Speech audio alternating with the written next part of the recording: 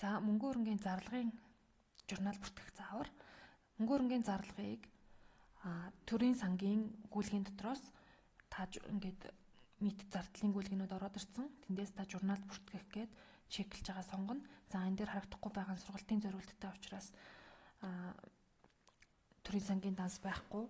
Тиймээс харагдахгүй байгаа гэсэн үг. За та мөнгөн хөрөнгийн цэс рүүгээ орлоо. Мөнгөн хөрөнгийн зарлага товчон дээр дараад мөнгөн хөрөнгийн зарлагын журнал бүртгэх боломжтой болно гэсэн үг. За энийгээ сонгох боломжтой. Эндээс огноогоо та сонгож өгнө. За гүйлгээ хийх огноо. За зарлага. За энэ дээр та ямар данснаас зарлага гаргах гэж байгаа сонгож өгнө гэсэн үг. За энэ дээр сонгосон үндсэн дансны үлдэгдэл хэд байгаа нь харагдаж байгаа.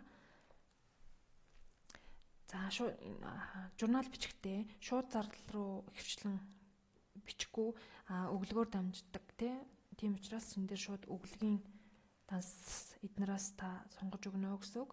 За хоёлаа байгууллага төлөх өглөг гэд нийтлэг сонгочий. За энэ дээр энэ байгууллага за хөтөлбөр зориулалтаа та өөрөө сонгоод өгнө. Зардлынхаа тий. За 2106 гэд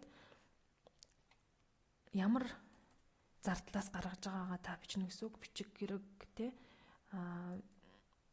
За багаж техник хэрэгсэл гэх мэт та 21-т зардлын эзануудаас сонгож өгнө гэсэн үг. За дүн дээр нь энэ эзанаас хэдэн төгрөгийн зардал гаргаж байгаа гэдгээ та сонгож өгнө. За 15 сая төгрөгийн зардал гаргая.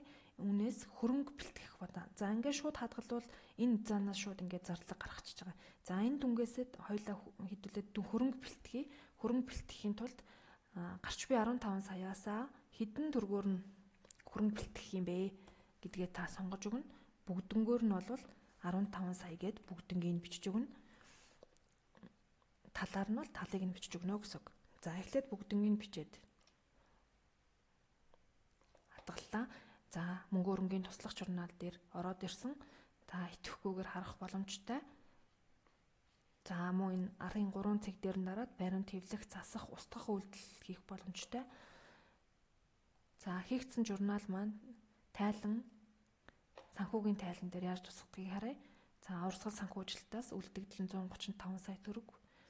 За орлогын дэлгэрэнгүй тайлан дээр өглөгийн данс сонгосон учраас харагдахгүй. За мөнгөн гүйлгээний тайлан дээр болохоор гаргасан зардлаараа 15 сая төгрөгөөр хөрөнгө бэлтгэсэн. Хөрөнгийн зардал дээр авлага өглөг сонгосон учраас авлага өглөгийн дэлгэрэнгүй тайлан дээр байгууллага төлөх өглөг сонгосон байгууллагаараа ингээд харагдаж байгаа. За та энэ дээр мөн дансаараа ингэж бичээд